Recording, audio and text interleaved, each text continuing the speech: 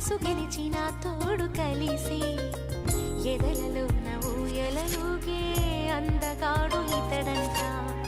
ఎదకు లోతు ఎంతో చూసే వన్నె కాడు ఎవరంట. అయినా నేను మారాలే, అందంగా బదులిస్తాలే, సుఖమయ్యద విరబోస్తున్నా పులకింతే తెలిసిందా.